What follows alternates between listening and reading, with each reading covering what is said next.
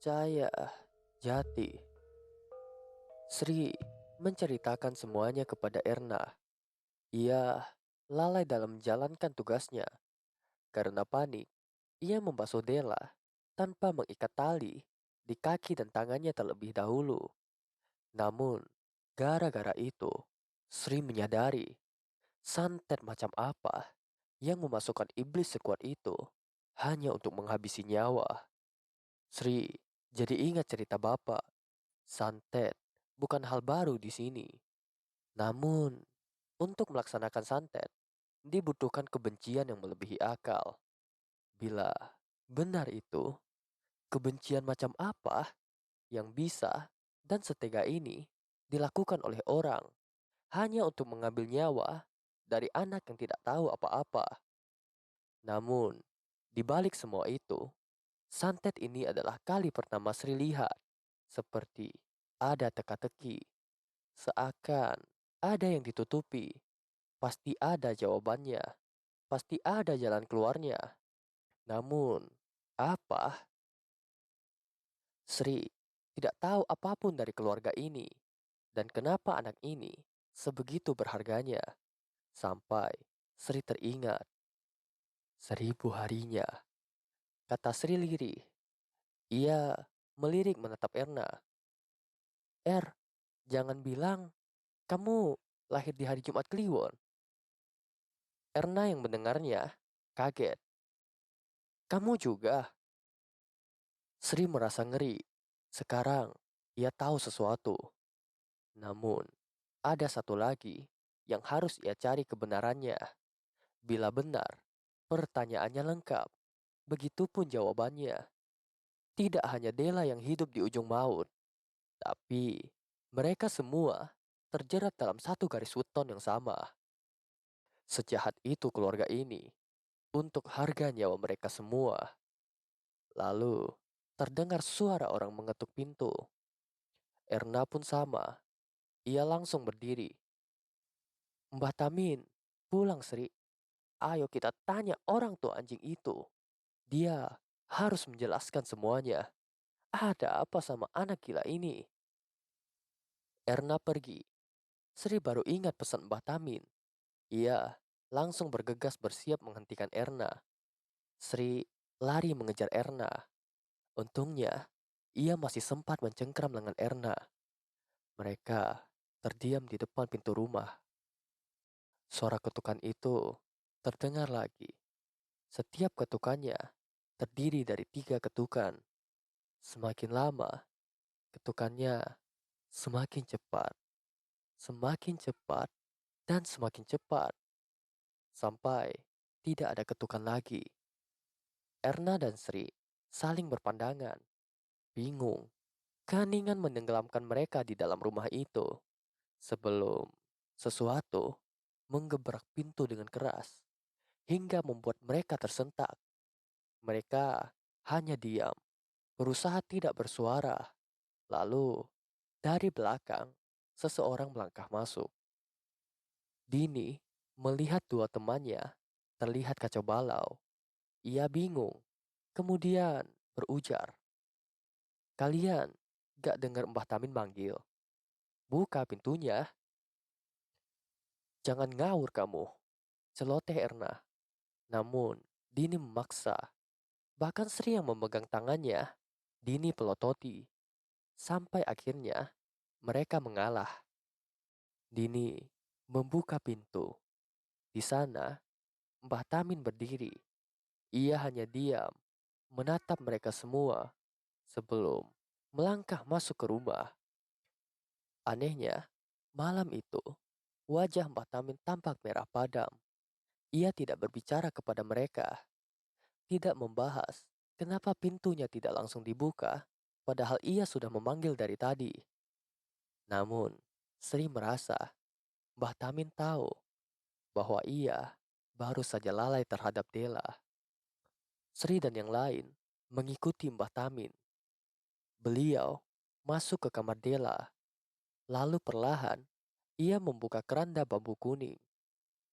Ia membukanya, kali ini tanpa mengikat Dela terlebih dahulu, seakan ingin mengulang kesalahan Sri. Hanya Sri dan Erna yang memandang hal itu dengan ngeri. Sri mendekat perlahan, seakan ingin melihat lebih dekat apa yang orang tua itu lakukan. Lalu, tiba-tiba, mata Dela terbuka. Ia melihat Mbah Tamin, menatapnya cukup lama, sebelum menangis meraung layaknya gadis kecil. Sakit, Ki. Sakit sekali. Dela hanya menangis. Mbah Tamin hanya bisa membelai rambut Dela, berusaha menenangkannya. Pemandangan itu seperti melihat seorang ayah dan anak yang saling mengasihi.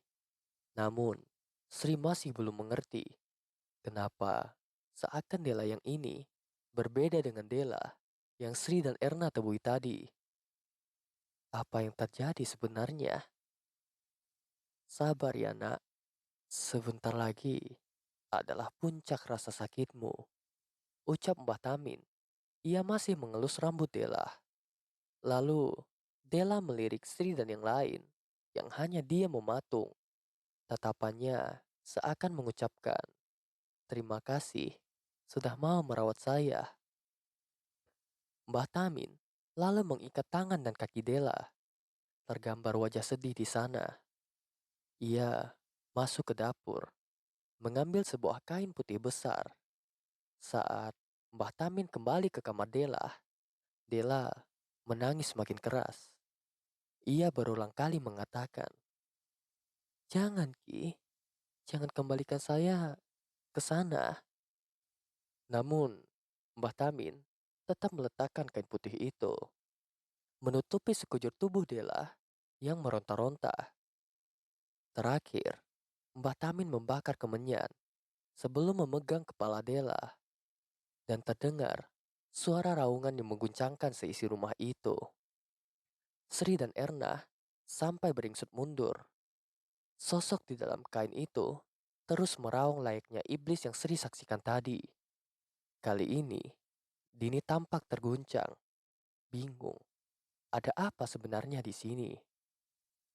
Terdengar suara marah dari dalam kain. Ia adalah wujud tadi yang Sri saksikan.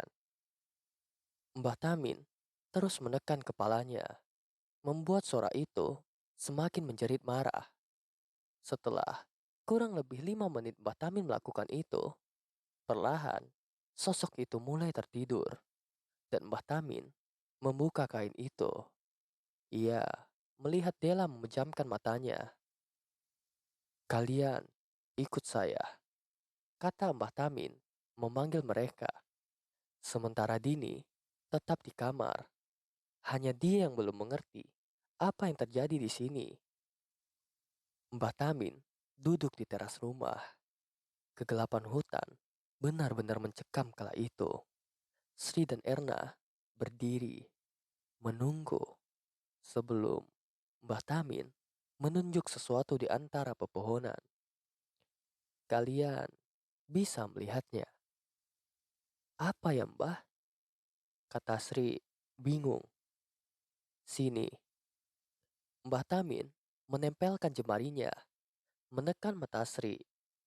Sengatan ketika Mbah Tamin menekan mata Sri, membuat penglihatannya memudar perlahan.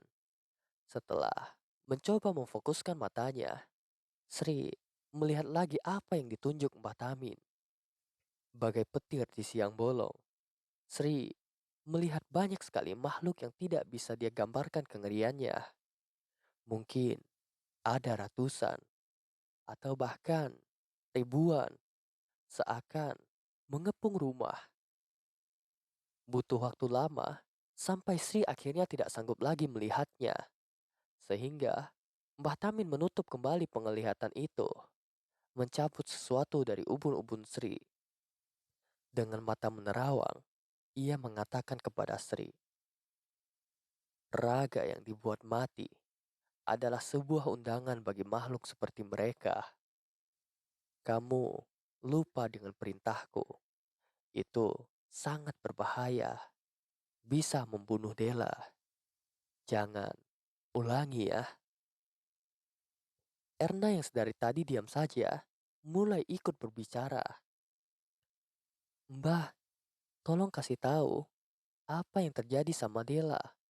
Kok bisa-bisanya dia mau bunuh saya sama Sri? Mbah Tamin duduk lagi, lalu mengatakan, berarti kamu sudah lihat. Itu adalah Cahaya Jati yang ingin membunuh Dela, tapi tidak bisa karena ia butuh Singgarahane. Seperti sepasang suami istri, santet 1.000 hari hanya dimiliki oleh orang yang siap menanggung dosa dan siap mati bersama. Sri dan Erna masih terlihat bingung. Ia tidak mengerti.